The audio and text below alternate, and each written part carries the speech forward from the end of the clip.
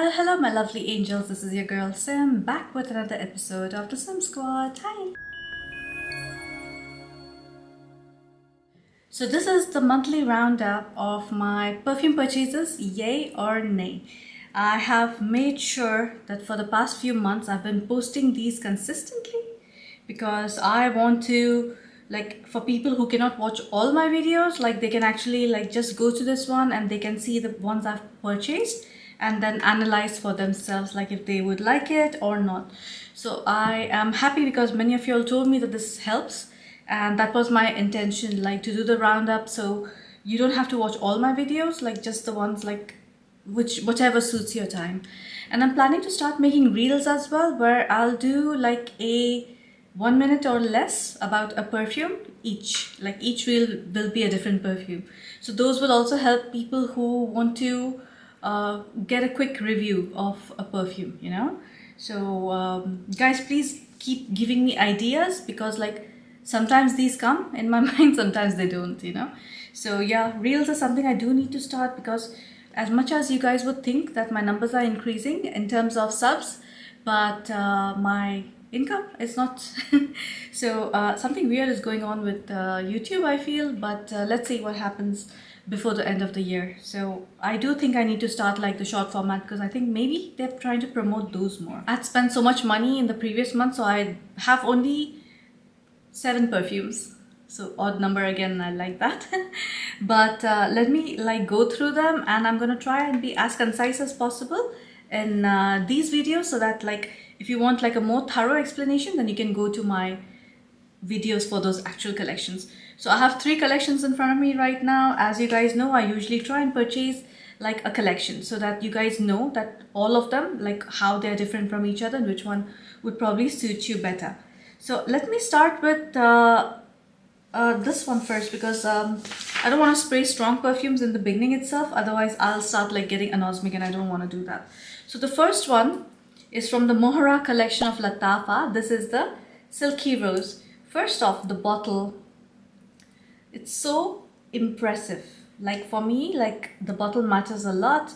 I think this is a very nice, pretty bottle. The color is gorgeous. And the best part is that it smells exactly how it looks like. And this one is like your lychee scent.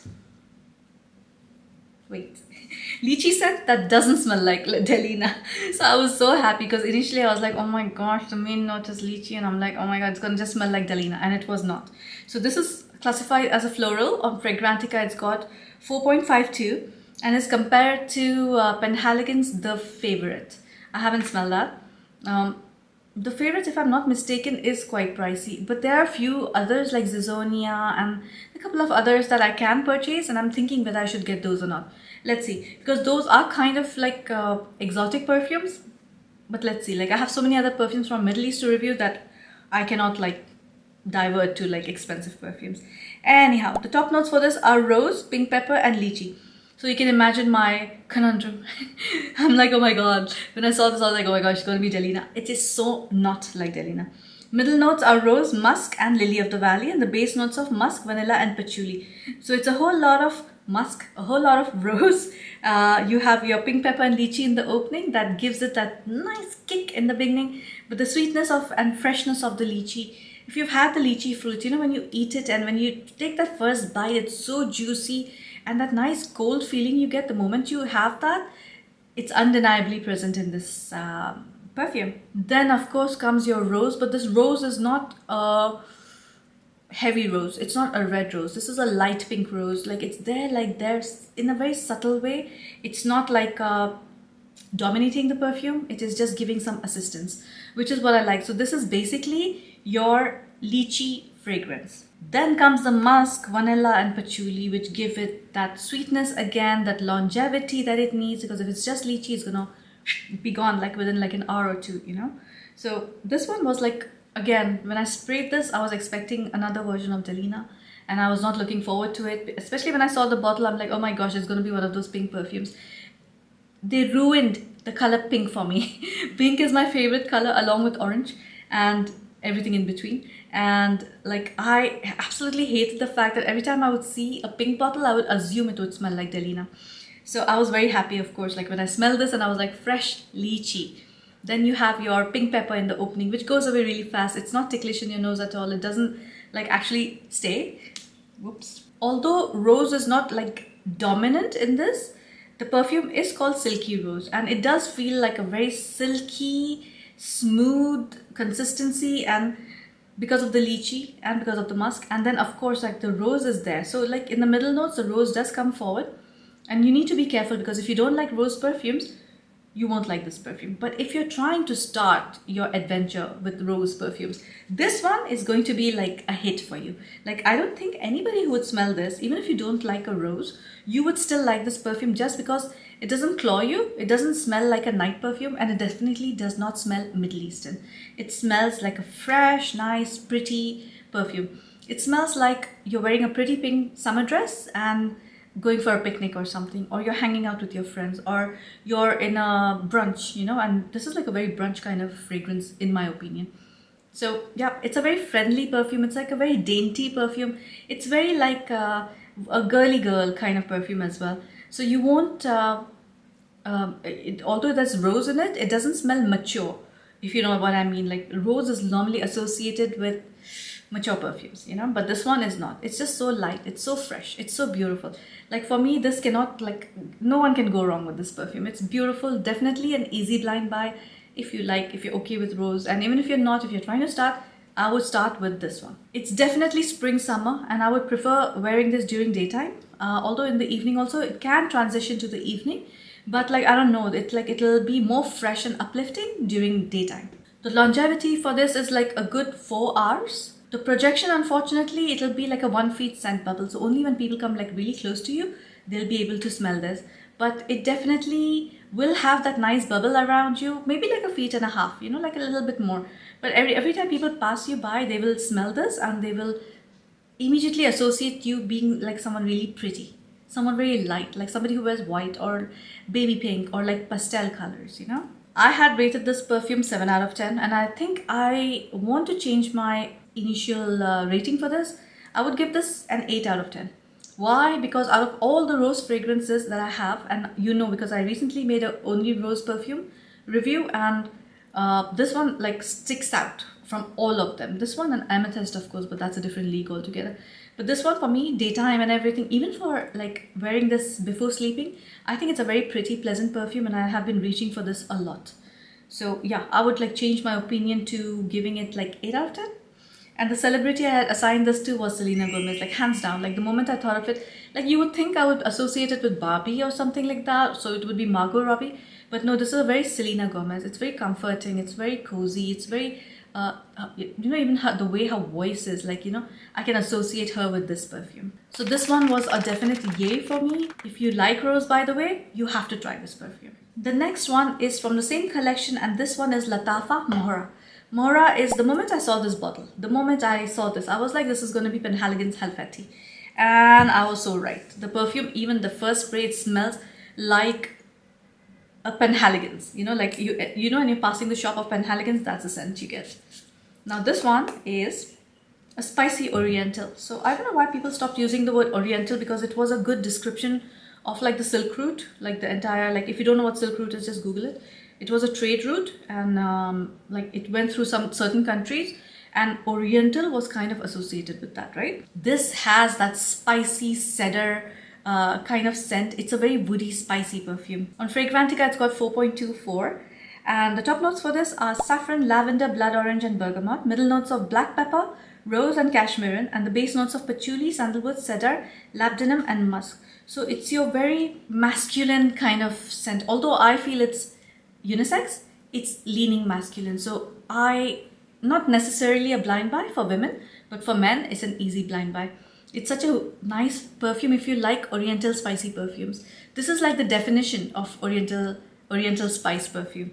Like, I don't think amber is listed, but I can really smell amber as well.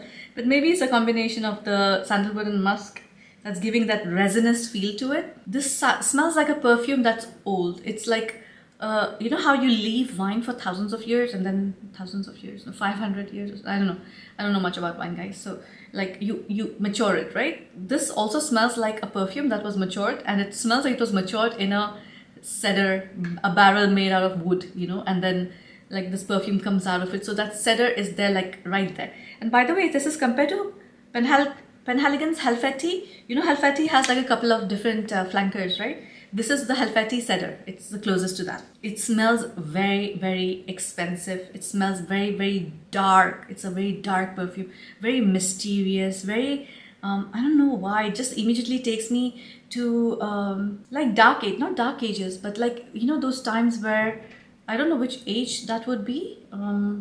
It's not Victorian, it's the one before that, where everybody was wearing those top hats and everything. It feels like it's from that time, you know. But at the same time, it gives me like a feeling of Turkish bazaars or a spice bazaar, like an Oriental spice bazaar, where they're selling like resins and essential oils, and like they have a lot of different type of woods, and people are making discoveries. Yeah, they're coming on their ship, and then they're coming to these bazaars, and then they're introducing these notes to their back to in their country, and then like people are like fascinated because it's so exotic, it's so like different from what they're used to smelling, and only the rich can afford it, kind of a thing. You know, I don't know if it's making sense, but like it's very, very special. It's very, and this is the thing about Penhaligon perfumes. They're very old school, but at the same time, it smells like money, and like, you know, like old money. Like you associate Penhaligons with people who would use it, like who have like money since generations and generations. It smells like a initial, like your feeling that you get is like they're like resins, like grape, the what do you call it? Raisins, not resins, raisins and plum and everything like that's dipped in rum, you know, it gives that thing. And then plus it's like, imagine though that kind of mixture being buried in like crate, like a, not crate, the barrel, you know, the crate and barrel, a wooden barrel. And then they have also put some spices and stuff inside, and then they've locked it away for years, you know, and then when it comes out, it smells like this. And then they package it in this gorgeous bottle, which also looks very Penhaligon's. It looks very Oriental, like doesn't definitely qualify as a Middle Eastern Arabic fragrance. This is an Oriental. Stunning, stunning, stunning perfume. But if you don't like these kind of scents that feel mature, it's spicy. It has like a lot of spices. You have your black pepper. It also feels like it has some sort of anise star maybe, or a little bit of cardamom as well. Like it's there, like there's a lot of different cinnamon, like I'm smelling a lot of different spices, but the only one they've mentioned over here is black pepper. This is definitely for fall winter. It's definitely not for summer. Even if you wear it in summer, maybe in the evenings, maybe in a dress up situation, definitely not to wear casually. I might start wearing this in winter at the office as well, you know, but like people in my office, they expect me to wear strange stuff, you know, so they're okay with it. So the notes I had made it transports me to autumn evening where it's starting to get chilly. So you wear a knitted oversized sweater, you're walking your dog in the woods where it's lightly drizzling and making the earth fragrant. Sometimes my brain comes up with good stuff, but mostly it comes up with trash. So yes, definitely unisex leaning masculine, but I would wear it like easily. Definitely evening night perfume. Daytime I would still wear it, but maybe like in winter, not fall. The longevity is like 4 to 6 hours actually, because I do feel like it changes a lot, and then the dry down stays for the longest time. And the projection is like 2 feet. So it is still a bubble, but like you'll be projecting, but very slowly. Like it's going to travel across the room like super slowly. And then even if you're sitting in a restaurant, like people in your vicinity will only smell it after an hour or so. Like it's moving that slowly, you know. My rating for this was 7.5 out of 10, and I'm changing my opinion again. This is an 8 out of 10. It's a gorgeous scent. And I had given the celebrity as George Clooney to this. This is a definite yay for me. And my rating for this, I had given it a 7.5 out of 10. But I'll change my mind and I'm going to give it an 8 out of 10 now. And the celebrity I had associated with this perfume was George Clooney. Next up was a collection that I've been meaning to get for a very long time, and I finally have it, because I was trying to understand if this set consists of 3 perfumes, or does it have 5 perfumes or 6 perfumes. Like it just turned out that it's not just this perfume, there's another brand that's making the same bottle, the same design, everything, but it's not from Ard Al Zaafaran. These are from Ard Al Zaafaran, and that's your Mousuf collection. Now all the bottles, they look like old school apothecary kind of bottles, like stacked up in like a wooden crate or something. Now this perfume, I felt like most of these were leaning masculine. Yes, definitely. Like this is like a perfume that I might want to wear, but then it gives me that aftershave kind of scent, like an Old Spice aftershave kind of scent. That kind of like deters me from wearing it like myself. So I did put this in Ali's shelf. This is a sweet woody fragrance and it smells like 1 million Lucky apparently. Now Ali uses 1 million and I think he uses 1 million and 1 million Elixir, but I don't think he uses Lucky. The top notes for this are bergamot, lemon and plum. Exactly what you smell in the opening. That bergamot, lemon, but look at the middle notes now. It's black pepper, hazelnut and pineapple. And then the base notes of amberwood, cedarwood and patchouli. So like it like goes very quickly. So initial spray, like the opening, you do feel like, okay, I can wear this. But then within like a couple of seconds, like when it hits your brain properly, you're like, no, it smells like an aftershave, you know? So no. And this is one of those aftershaves, like they're really woody and sweet and the woods are sweet. But then like the pineapple, the bergamot, the pepper, everything combined just makes it smell very much like, I don't know, it smells, I don't know if it smells like aftershave or it smells like an Axe spray. Like it's a very dude kind of scent. Like I wish I could have worn this, but no, I cannot. This is like, for me, not a unisex. This is definitely a masculine fragrance, although it's classified as a unisex. By the way, these bottles came in like a jute sack, like a little pouch kind of thingy, which is like very weird because how do you protect the bottle while shipping and everything? But I was fine because it's dirt cheap. In other countries also, I know it's like dirt cheap, like it's $10 or less, you know. Although the smell smells, although the scent smells nostalgic, like old, like I don't know why that aftershave and cologne kind of scent is like coming in my brain because it reminds me of my dad. It's weird, like it just reminds me of my father, like it smells like him. Now maybe it was a perfume he was wearing or maybe it was the aftershave, I don't know. But at the same time it smells modern because of that sweetness and the citrus thingy going on. It just smells like very nice. Plus it's like earthy, a little bit earthy, so it's like balanced very well. Like the sweetness, citrus, woodiness and the earthiness all are like mixing and amalgamating like very nicely without letting any one of those individually bothering you. For me, this is any season. This can be somebody's signature scent. Like it's very basic. It's not something like wow, oh my gosh, like, you know, oh my god, it's the best smell I've ever smelled. No, but it smells very nice. Like I would appreciate this on a man. The projection is weak. It's like maybe like a 1.5 feet, and the longevity is also not that great. It's like give it like 4 hours max, you know, and then you have to reapply. But it being this dirt cheap, like just carry an atomizer or something, you know, and respray it as much as you want, like take a bath with it. I don't know, you know, it's that cheap. The rating, I will give this a 7 out of 10. I'm going to stick to my rating of 7 out of 10 because it's not fascinating, it's just nice, you know. And you know, the celebrity it reminds me of is like Brad Pitt. Yeah, like Brad Pitt now, right? Not young. Like it smells like very much like, I feel like it probably his aftershave smells like this. So it's like, the next one is called Mousuf Al Ramadi, which is a male fragrance and it comes in a green bottle. So all the bottles are the same.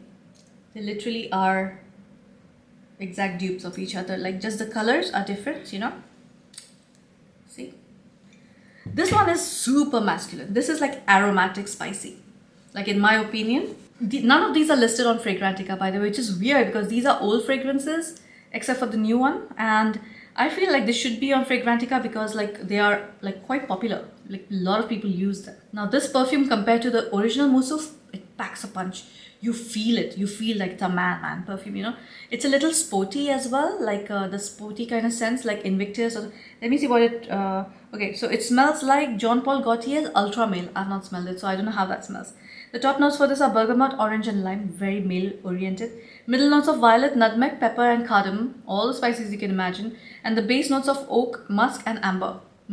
It has this little sweetness and everything, but then like it's very citrus and peppery. And then plus I'm smelling lavender and I don't know, some kind of herbs as well. It's smelling aromatic to me and also a little bit aquatic. So I don't know, it smells like maybe you wore like a very spicy woody scent and then you went in the swimming pool, you know, like, you know how nice it smells like when you wear like a very nice fresh perfume and then you go in the pool.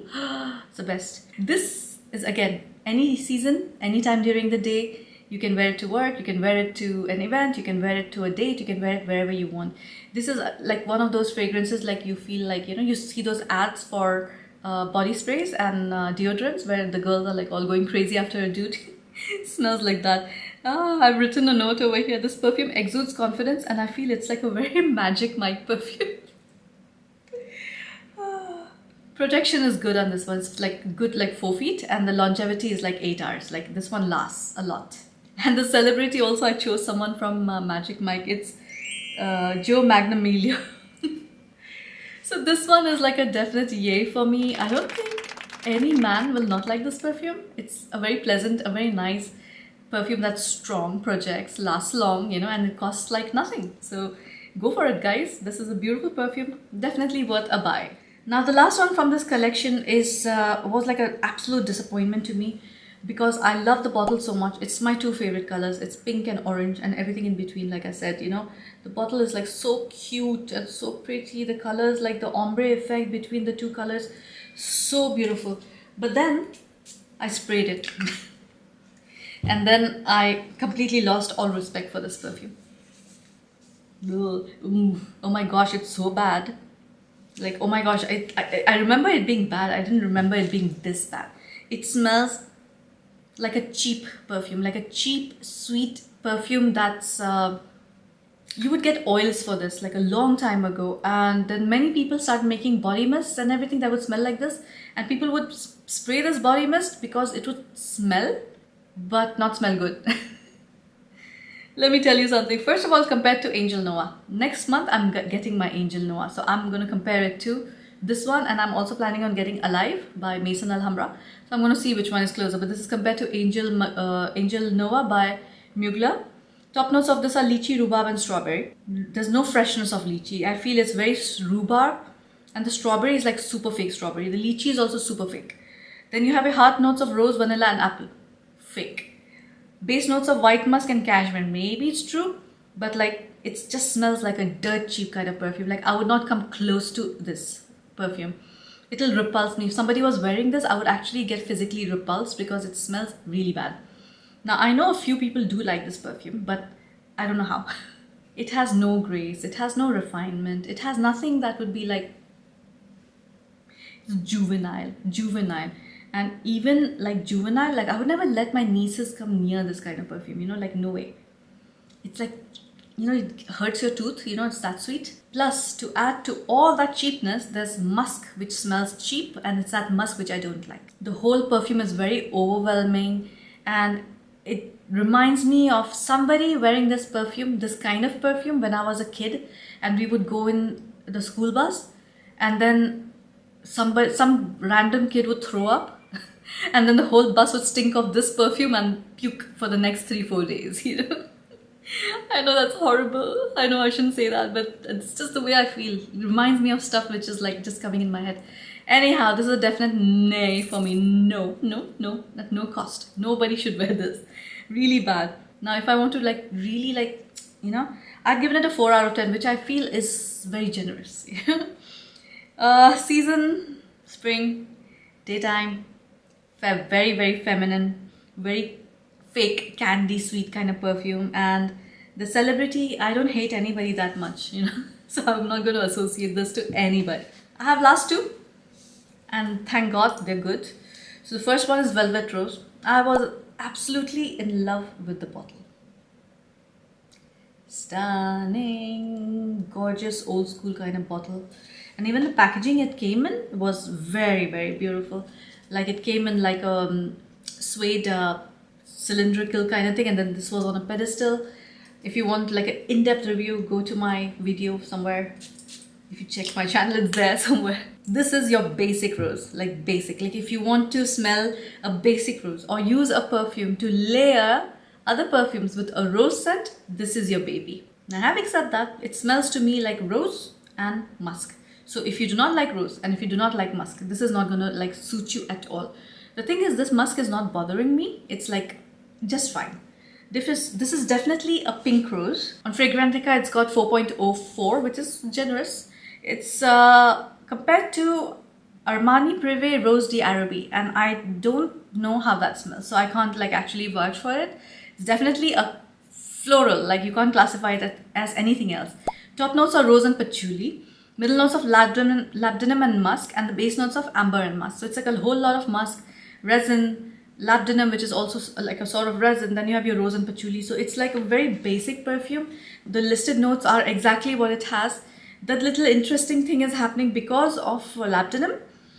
And it's giving it a little bit of interest. Otherwise it would be a super basic it would be a very redundant perfume to have, because like what are you gonna do with that perfume? You can't wear it on its own. Actually, honestly, I would not wear that on my own either. I would definitely use it for layering, especially to my citrus perfumes or woody fragrances. I would add this to make it slightly more feminine. It also has, like in the dry down, like a Play-Doh kind of scent, like a clay Play-Doh. Like I don't know what that smell is, but it's like, it's not plastic. It's like a clay Play-Doh kind of scent, and I don't know what that ingredient is, but it definitely has that little bit in the background somewhere. Super, super, super, super, super sweet because of the musk, because of the rose, of course. Like it's like a really, really sweet perfume. So if you don't like sickeningly sweet perfumes, you are not gonna like. Now this is for me like a very spring summer perfume. It's a layering perfume. You can use it all around the year if you want to use it as layering, just to make a perfume like a bit more floral or a bit more feminine. It has poor projection. It's like 1 feet, so you're gonna be like in a small scent bubble.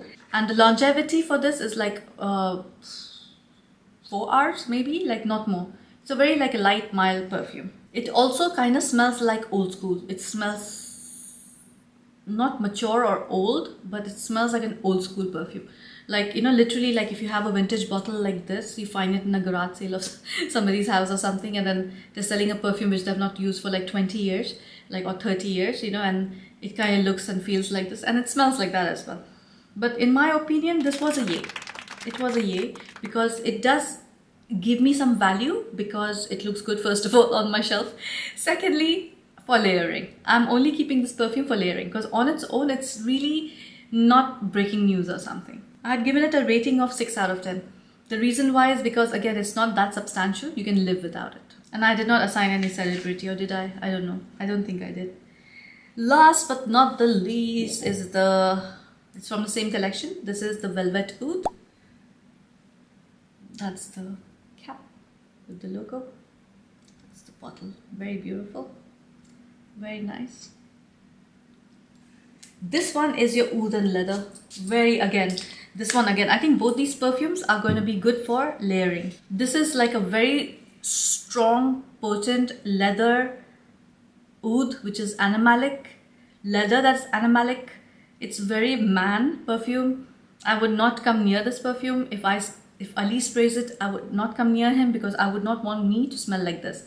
For me, on its own, this perfume might be a bit too intimidating. It literally smells like a rich Arabian businessman who is a little bodacious, not bodacious, what do you call it? I know there's a word for it, but I've forgotten. It's a bit bold, a bit like obnoxious, you know, like they don't care, like what they do, how they talk, and how, you know, it might not necessarily be an Arab, but somebody definitely on power position, and they are like, they don't care how they make people feel, or how their words are, the way they present themselves.